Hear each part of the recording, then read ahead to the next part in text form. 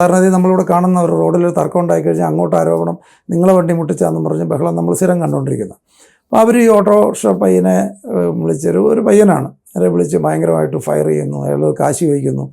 അയാൾ എത്ര രൂപയെന്നറിയാമോ, ഇത് പെയിൻറ്റ് ചെയ്യാൻ എത്ര രൂപയെന്നറിയാമോ, ഇതിന് എത്ര രൂപ, നീ പൈസ തന്നിട്ട് പോയാൽ മതി എന്നൊക്കെ പറഞ്ഞുകൊണ്ട് അവിടെ നിന്ന് ബഹളം വെക്കുന്നു. കുറച്ച് സമയം ആ പയ്യൻ്റെ നിസ്സഹായാവസ്ഥ കണ്ടിട്ട് ഞാൻ ഇറങ്ങിച്ചെന്ന് ചോദിച്ചു, നിങ്ങൾക്ക് ഇൻഷുറൻസ് ഇല്ലേ വണ്ടിക്ക്, ഈ ജംഗ്ഷനില്ലേ? ഈ സമയത്ത് ആരും മനഃപൂർവ്വം, എന്തായാലും അവിടെ മനഃപൂർവ്വം ഒന്നും ചെയ്യേണ്ട ആവശ്യമില്ല. ഇവർ തമ്മിൽ മുൻപരിചയമില്ലാത്ത ആൾക്കാർ എന്തിനാ മനഃപൂർവ്വം ആയിട്ട് കൊല്ലം കൊണ്ട് എടുപ്പിക്കേണ്ട ആവശ്യമുണ്ടോ? എന്തായാലും അങ്ങനെ സംഭവിച്ചു പോയി. നിങ്ങൾക്ക് ഇൻഷുറൻസ് ഉള്ളതല്ലേ, വണ്ടി ഇൻഷുറൻസ് ക്ലെയിം ചെയ്താൽ പോരെ? ഇല്ല, ഞങ്ങൾക്ക് തേർഡ് പാർട്ടി മാത്രമേ ഇൻഷുറൻസ് ഉള്ളൂ.